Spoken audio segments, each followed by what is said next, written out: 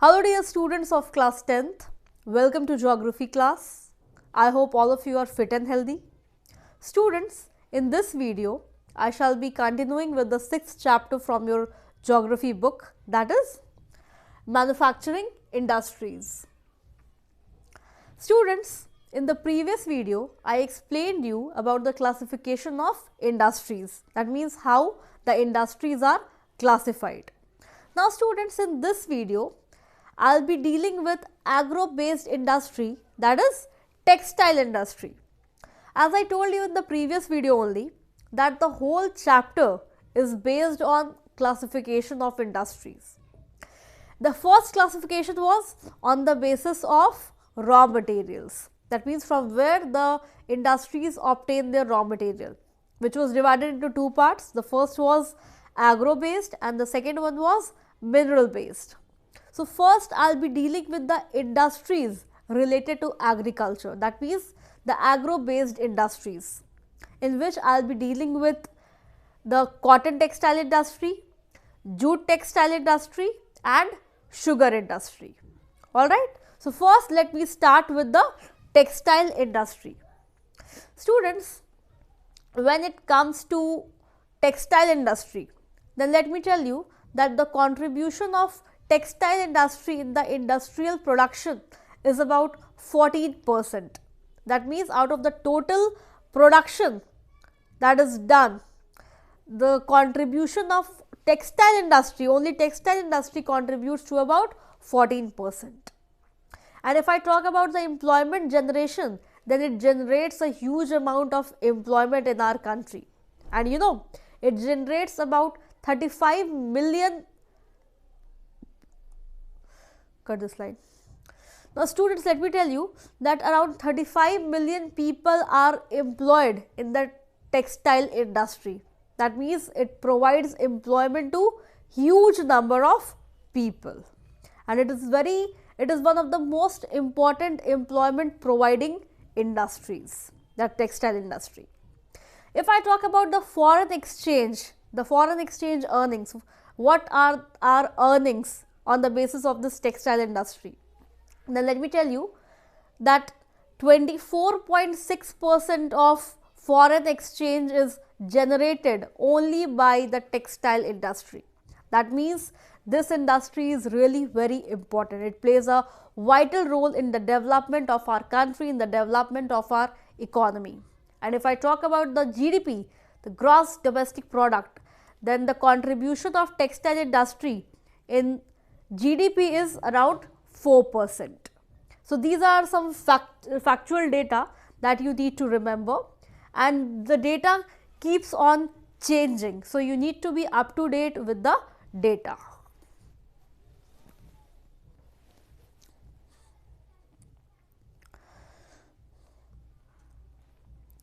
Now students, if I talk about the textile industry, then let me tell you that the textile industry in our country is self-reliant and complete in value chain.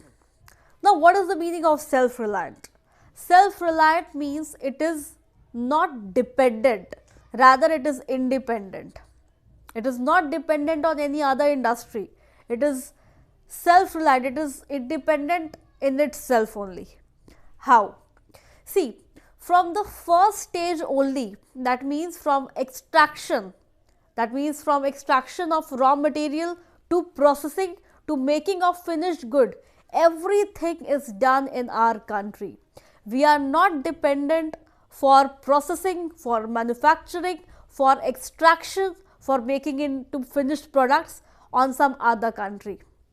We are capable of doing this in our own country. So that is why textile industry is self-reliant, and also it is complete in its value chain. Now how is it complete in its value chain, or what is the meaning of this completeness in value chain? I will explain you this with the help of this diagram that is there.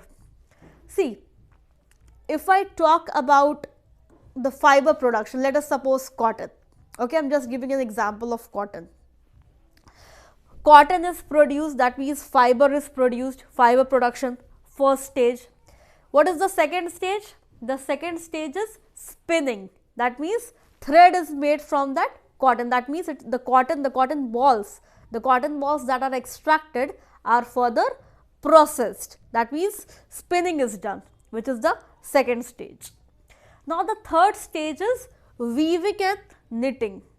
After making it into threads, weaving and knitting is done, which is also done in our own country, right?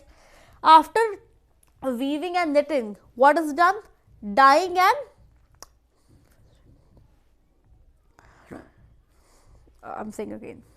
After weaving and knitting, what is done?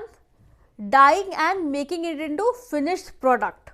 Dyeing is done, that means colors are added to the fabric, colors are added to the cloth, that means coloring is done. And then what happens? The garment is ready, and that garment goes into the garment manufacturing industry. And from there, the final product can be sold. So this whole process, this is done in our own country. That means I explained you about self-reliance. That means this industry is self-reliant. Now, complete in its value chain. As you can see, this is a chain and this is complete in itself. We are not dependent on anybody else. We are not dependent on any other country in order to process it, in order to manufacture it, in order to extract it, or in order to sell it, right? Everything from the first step, everything is done in our country, and every process, every step of it yields money, yields profit, yields value. How it yields value? See, if I talk about the fiber production, that means, as I took the example of cotton, suppose cotton balls are produced, then that raw fiber, that raw cotton ball, that can also be sold, right? That can also be sold without any manufacturing or without any further processing.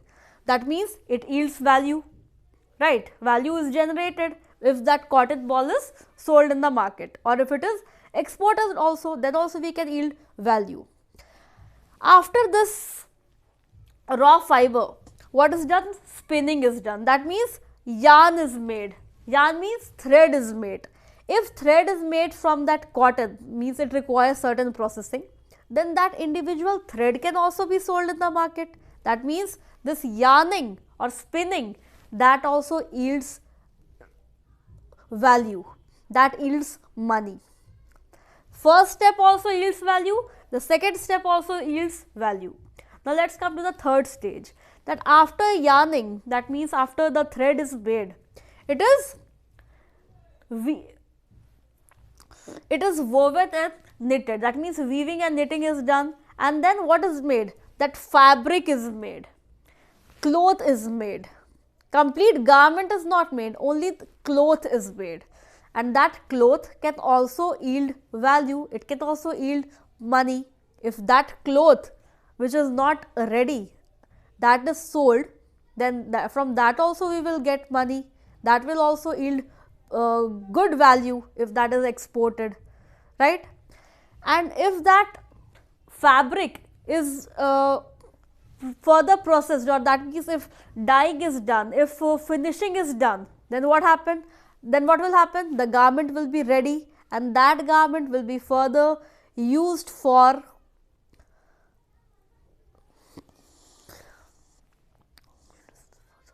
and that garment will be sold in the market, and from that garment we will yield value. If that garment is exported, or that is not even exported, that is sold in our own country also, then we will get money, we will get value for that. So this means that every stage of processing yields value. So that is why I told that this textile industry is complete in value chain. As you can see, this is the chain is there, this one chain is this, and this is a zigzag chain, right? So from this every step yields value, from every step we can obtain money. So that is why textile industry is self-reliant and is complete in value chain. So I hope this whole process is understood by everybody and this statement is also clear to everybody. Now students, I will be explaining you about cotton textile industry. Alright.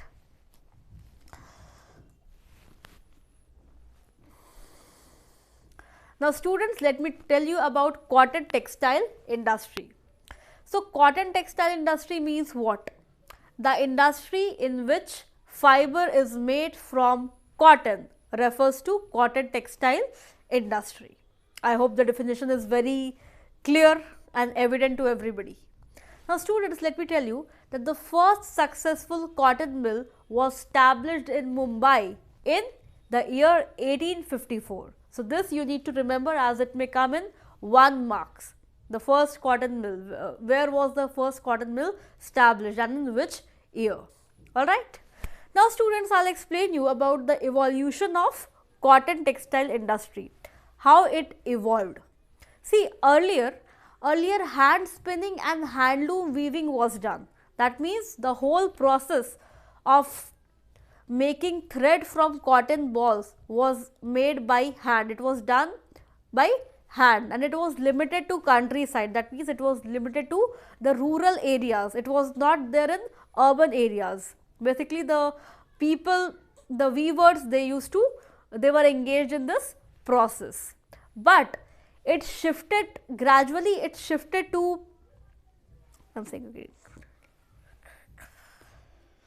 but let me tell you students, gradually it shifted from handloom to power looms. Now what do you understand by power looms? Power looms means machines which were operated by power, and with the help of those machines cotton balls could be further manufactured into yarn. They could be spinned, means hand was not used. After that machines came, the machines that were operated, that were run by power. Alright. So initially, that means earlier handloom and hand spinning was done and later it changed to power loom with the coming of industries, with the coming of machines and technologies. Alright.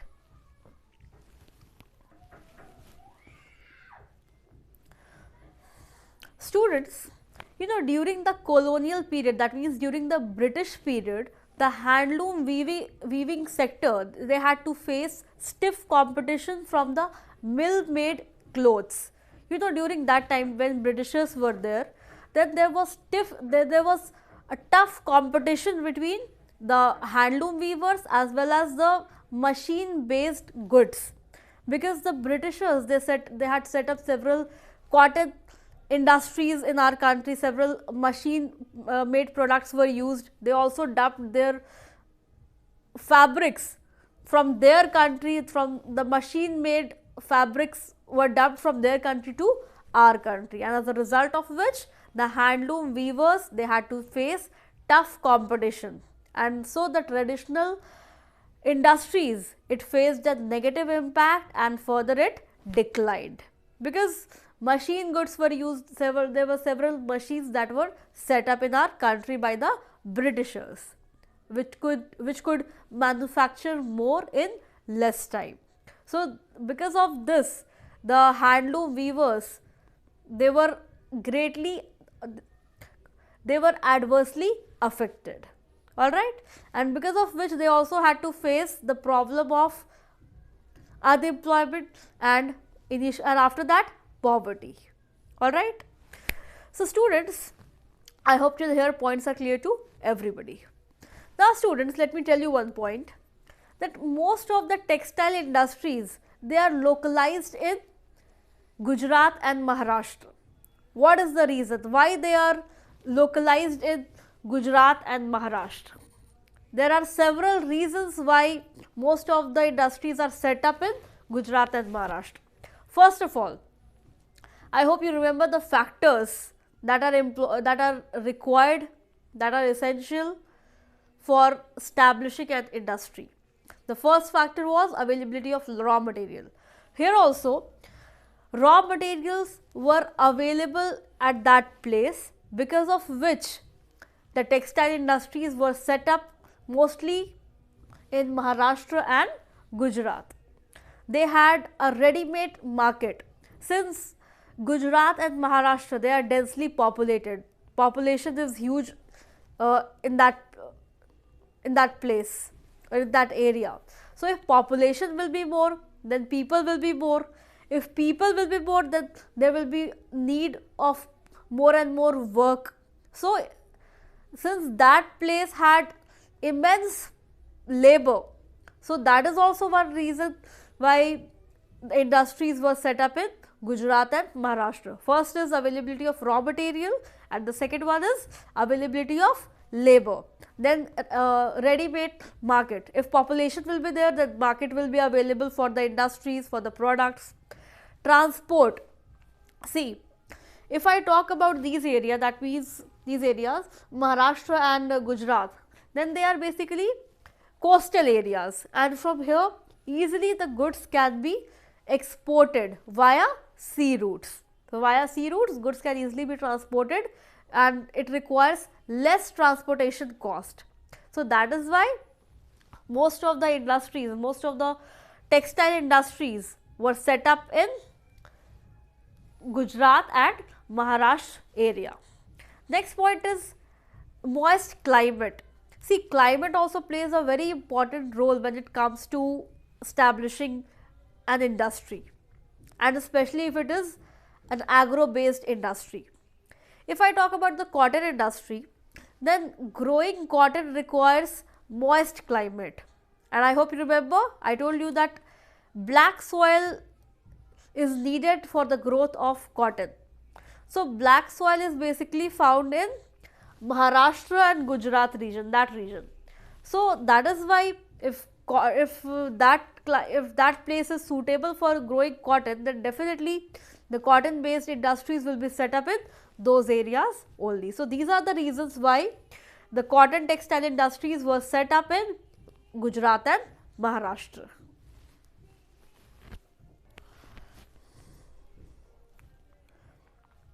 Students, textile industry is also called as supportive industry.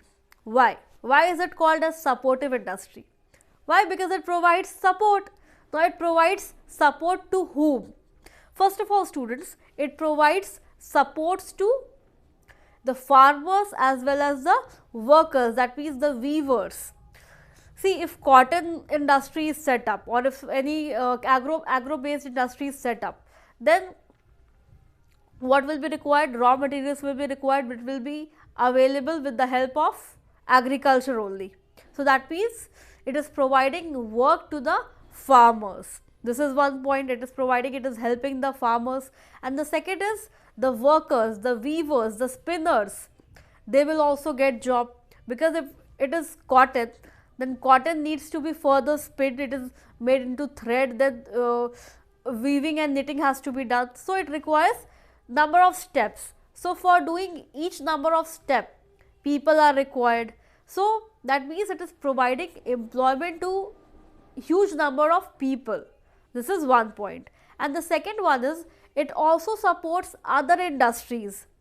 It is not only supporting the farmers and weavers, the workers, no, but it is supporting several other industries. For example, chemical and dye, mill stores, packaging. If cotton cloth has to be made, then it has to be colored, it has to be dyed. So for that, other industry is there. For packaging purpose also cotton is required, right?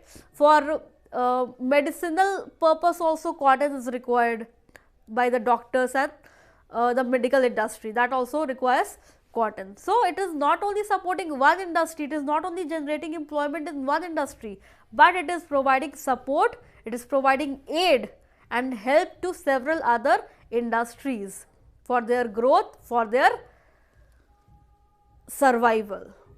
So I hope that this point is clear to everybody. So students, I hope till here points are clear to everybody. And students, in the next video, I shall be explaining you about the challenges faced by cotton textile industries. That what are the challenges the cotton textile industry has to face, or the challenges that it is facing. So students, thank you so much.